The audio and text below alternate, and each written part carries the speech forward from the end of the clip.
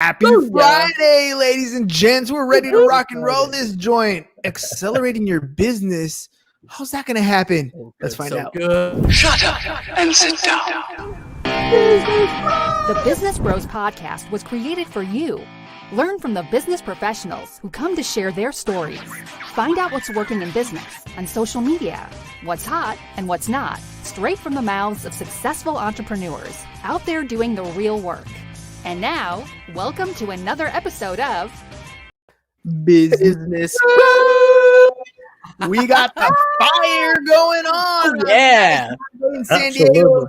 Ham, take it away. A heat wave in San Diego. We're bringing the fire right here. All right, all you business pros.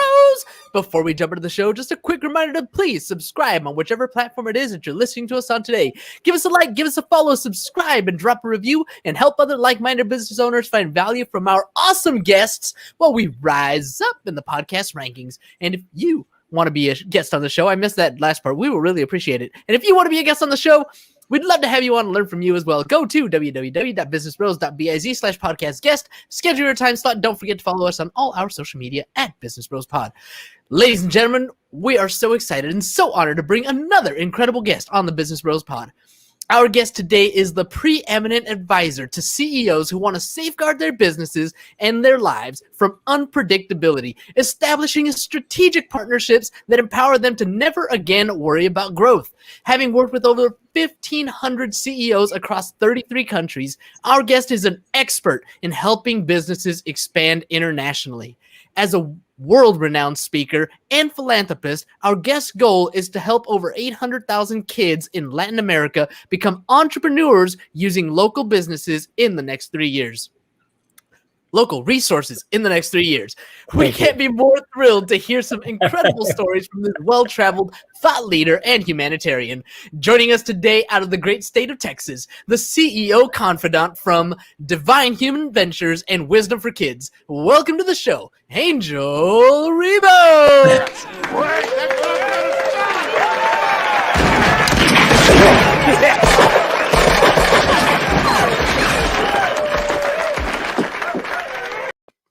All right, Well Angel. done, well done. Thank you so much. This has been probably one of the most amazing introductions ever in my life. Thank you so much for being who you are, guys. Thank you. Oh, well, what can I say? James prides himself on the intros. They're probably Fun. Yeah, they're fun. They're you know what? Everybody has a strength and everybody has a weakness. I would suck at writing your intro, but James over here, he's got fire when it comes to writing those intros. I tell you, I mean, I've been introduced a few times, and he's used actually completely different words. He's a master. He's a super eloquent guy. I can tell you that. Thank you so much. My heart. You are making my head really? roll. Yeah, you're a cunning linguist, Ham. You're a cunning linguist. All right. So speaking of talents, right? Speaking of strengths, speaking of weaknesses, look, anytime anybody's going to start a business, we all start off thinking, I know what it takes. I'm going to make this thing grow. I'm going to me, I. But ultimately, you need a team to make things happen. So Angel, tell me a little bit about what it takes to grow a business and what is it that you do exactly? Exactly. So basically, in a nutshell, what I do is I help both corporate CEOs and established entrepreneurs to bridge the gap globally for expansion and exposure. It means that I help them take their businesses internationally. Okay. And what it takes for someone to accelerate the growth of their businesses by going internationally, the first thing that it takes is the willingness to do it, but the resources. The resources. I've seen many times people wanting to go internationally, fully internationally, and they have not made their homework. They have not really taken into consideration what it takes to go internationally. Very often it happens to us entrepreneurs that if we have an offer online, we think, okay, so if we are super successful in the US, then going south of the border, we just translate our materials, our courses, whatever that is, and we're going to be successful. I hate to say no. No, there's many more things involved in going internationally, and you have to do your homework, and there's financial implications on the decision of going international. So you have to consider those implications. Let's hover here for a second, because we live in an age where the World Wide Web has literally shrunk the planet. We can have international quote unquote business going on from the living room or your basement or wherever you're talking about. So let's hone in on that. What do you mean when you're talking about growing internationally?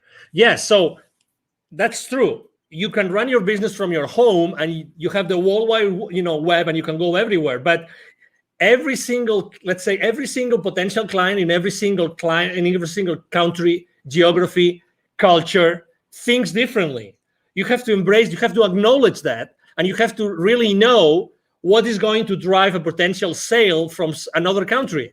Okay, so I mean, being reactive, we might have clients from other geographies, but the reality is that talking to someone, let's say, south of the border or north of the border, talking about the US, right?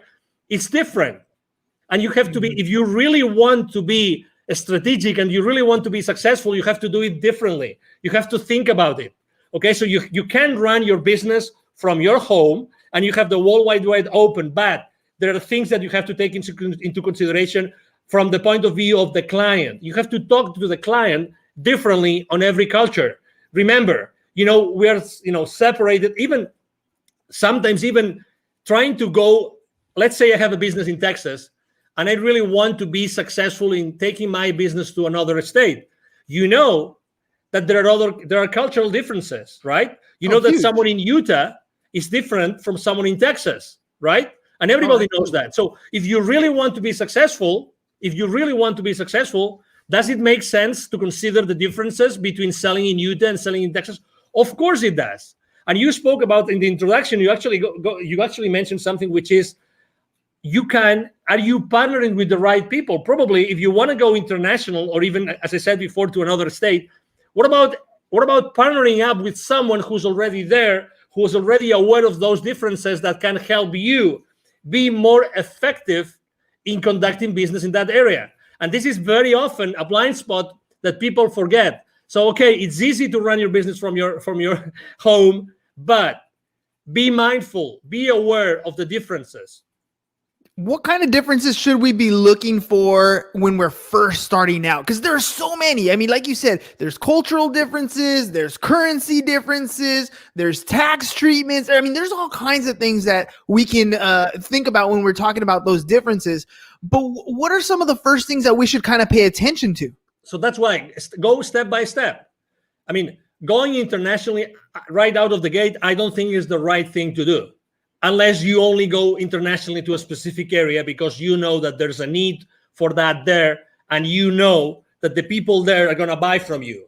Unless that's the case, it's scaling up by accelerating the growth of your business by going international. It means that you have already had to establish your business somehow.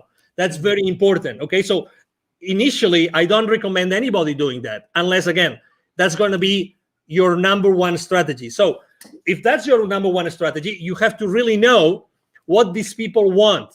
Okay, the people in this area, what do they want? So you have to really speak with these people over there. Sometimes, we tend to think, oh, it's extremely difficult. No, it's very easy. Reach out. There's social media again, and you can go in social media and you can start talking to people who live in that area. It's really simple.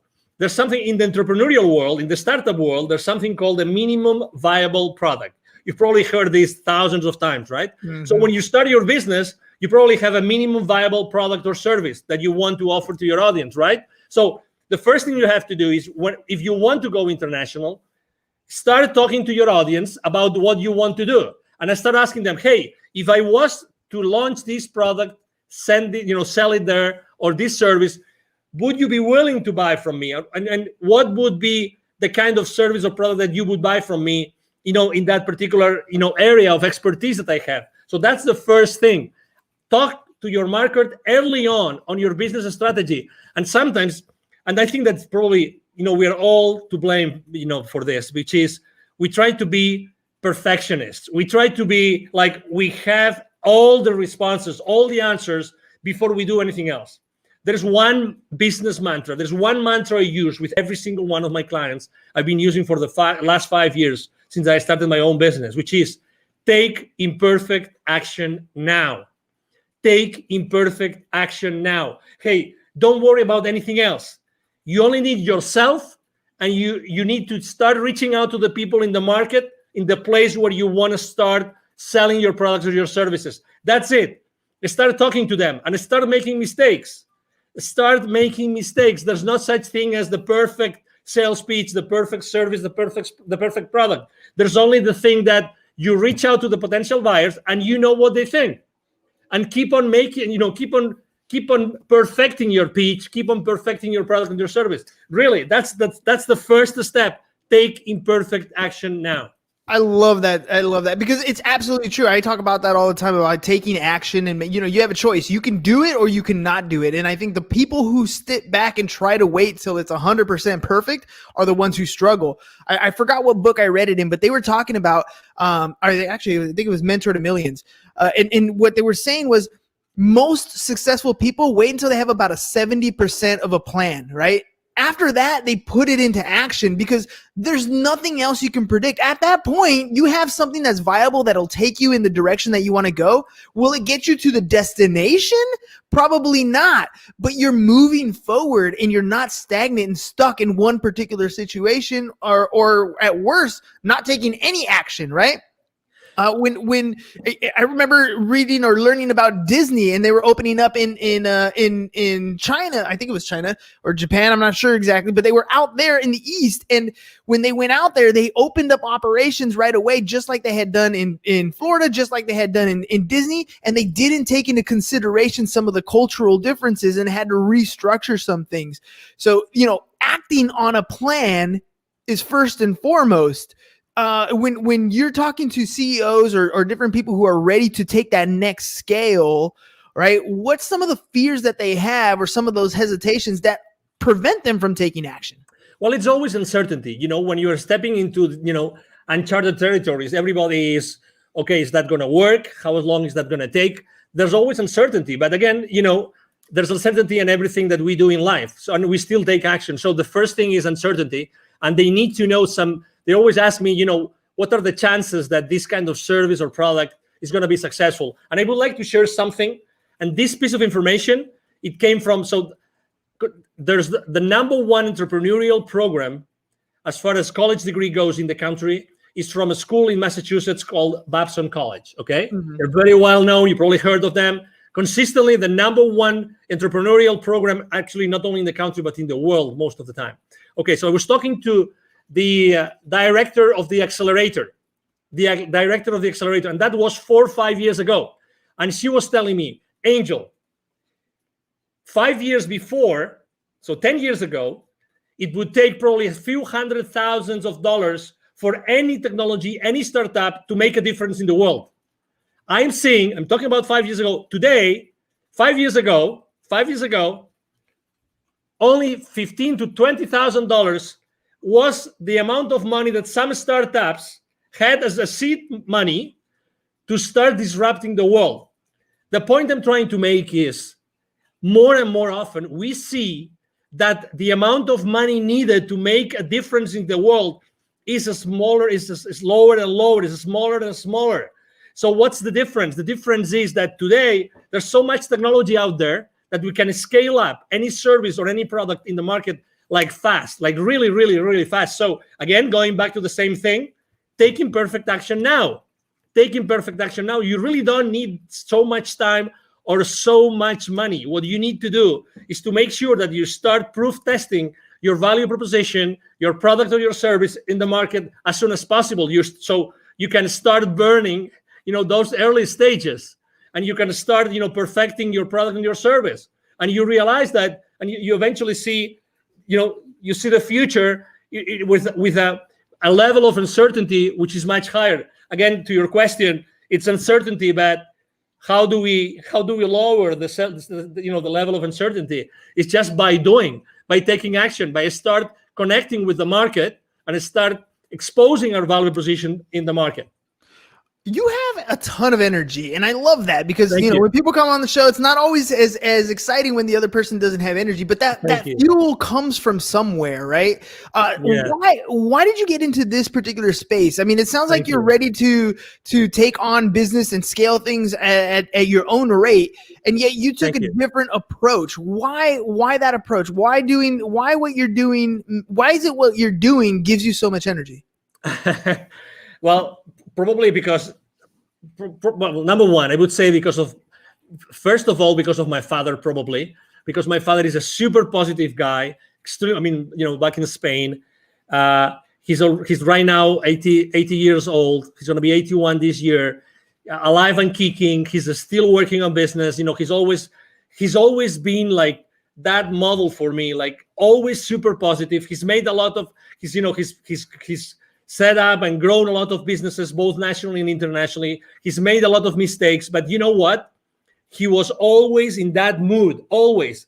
And every time he was being asked, he was always, his first statement, he was always, I am so blessed that I have been able to help these hundreds of families, these hundreds of people with the families behind them.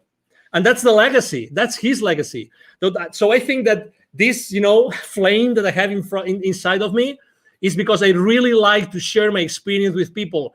And I was born to do this. I was born to, originally, both my mom and my dad come from very humble origins, really humble origins. Still my family has a ranch in the north of Spain. That's where we come from, the Rebel family, but that doesn't mean that I couldn't do many other things. So I always had this flame inside of me of leaving a legacy, of teaching others. I love teaching. I love training. I love sharing my experiences. That's why I'm so involved with the local community here in Dallas. I'm invited to, the startup weeks, startup weekends. I'm invited to be jury sometimes. I'm very involved with business incubators and accelerators here, just because I like to share. I like to share, and it's a decision.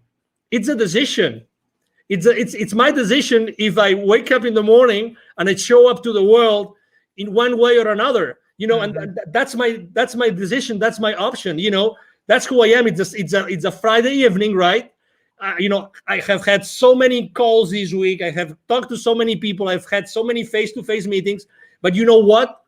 I am loving this interview, and I could be, and right now, if you told me, hey, Angel, you have to mentor, 20 people in a coaching call within 30 minutes, I'm gonna do it. I'm not gonna lie to the audience. How long ago did you offer me to be on your show? True. It was yesterday evening. So less than 24 hours. Less than 24 hours. And I was super excited. I said, yes. You know why? Because I always say, why not?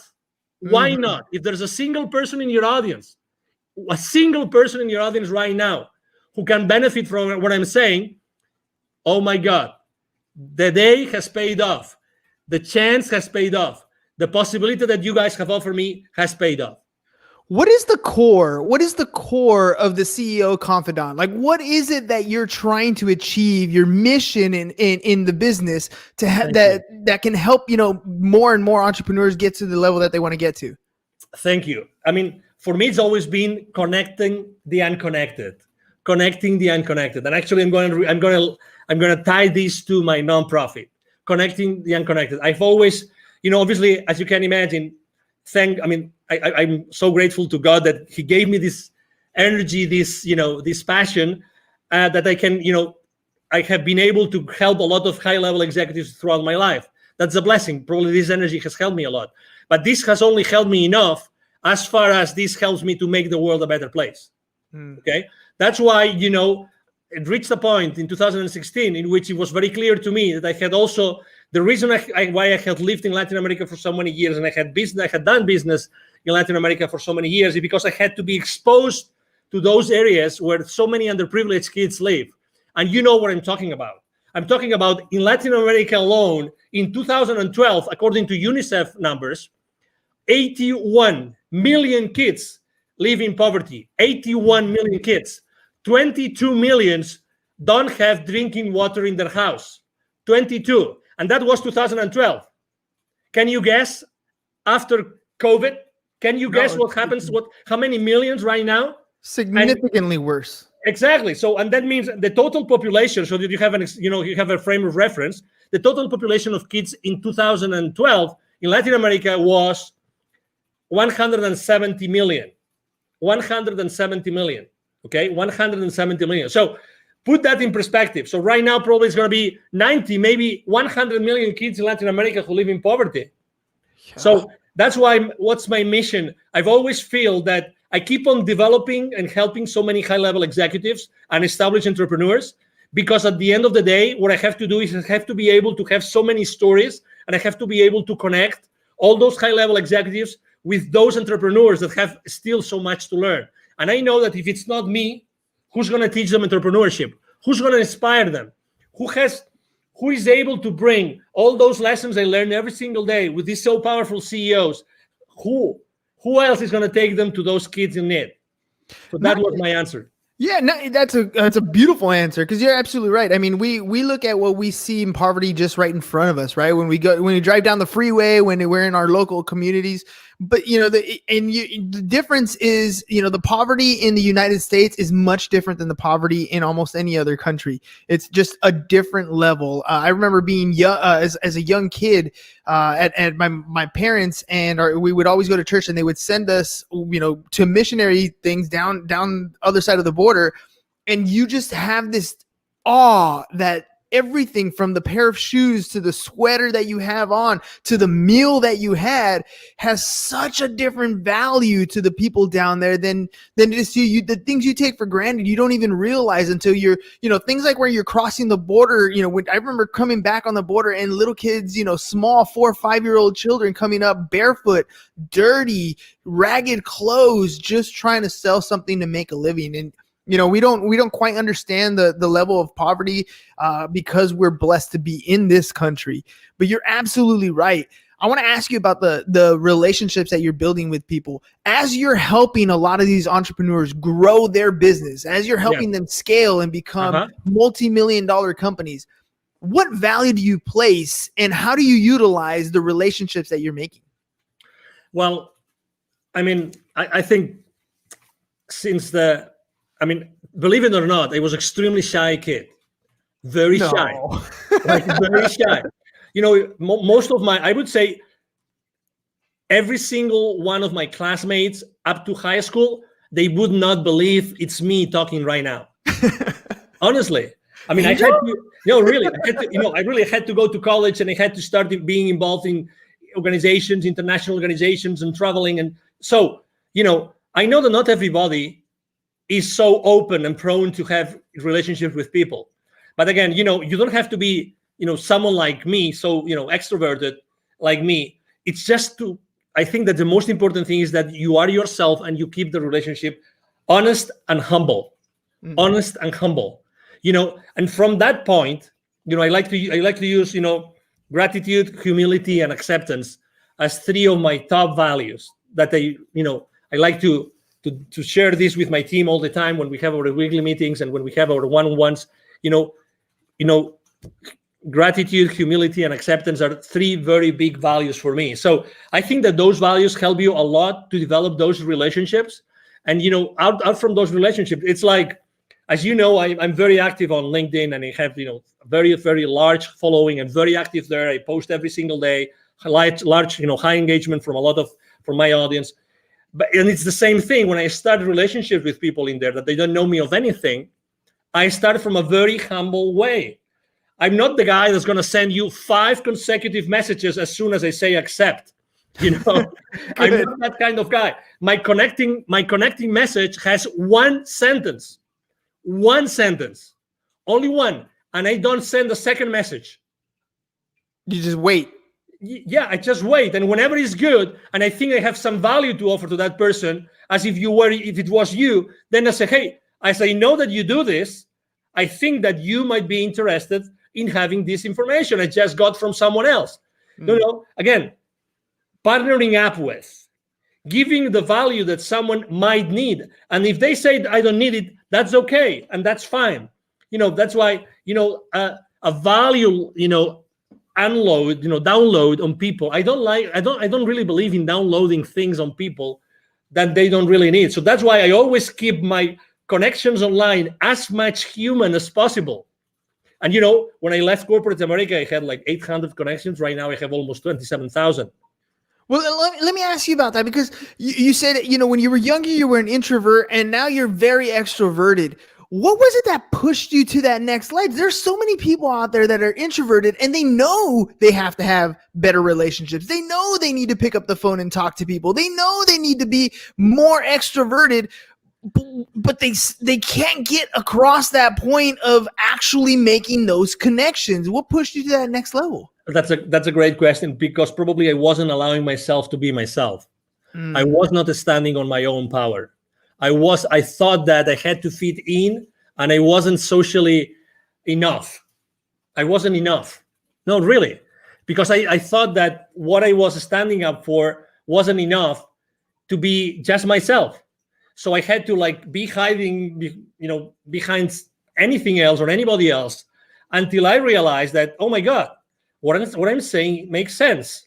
So it was a gradual process. It wasn't, it wasn't just like, oh, tomorrow I'm going to be extroverted. And so I was fascinated by something, which was, in my case, in college, because I told you I started to bloom in college, which was becoming or being the leader of an organization, but being like the leader, but the leader behind the scenes, right? Not the leader like showing up all the time. Wizard of Oz. So sometimes, so at some point, I had no option but to be in front of a lot of people. And then suddenly, everything was going well, and I was, leading that organization in my college and everything. But there were issues. So I have to tell you that realizing that not everybody is going to like me actually helped me to be stronger. I realized that I didn't have to fit in. I realized that I have to be myself and always be myself. So I had a completely 100% certain place where I could go back and pull up the rest of my life. You know what I mean? Yeah, because if you're pretending to be someone else, you don't have that place of safety. But when you're always yourself, when you're always standing on yourself, on your grounds, then you have that place of power. And I have to also tell you, I remember the most dramatic situation in my life was actually that I got married. My first marriage was in 1996, still in Spain. And I unfortunately didn't work out, and I only was married for 5 months. Oh. And I'm not gonna disclose the circumstances, but let's say it was like being backstabbed, big time. And I got married with my college sweetheart. Oh, come on. Time. Now you're leaving all the meat on the bone here. Now we gotta know what's going on. No, but let me tell you, I remember as if it was now. I had to drive back. When I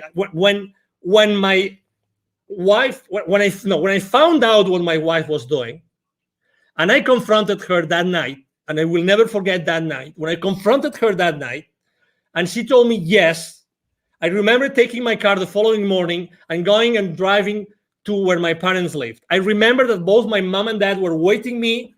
They were living at the 6th floor. They were waiting for me, and I started crying like a baby on my mom's arms, at my mom's arms, saying, can't believe it. I don't know.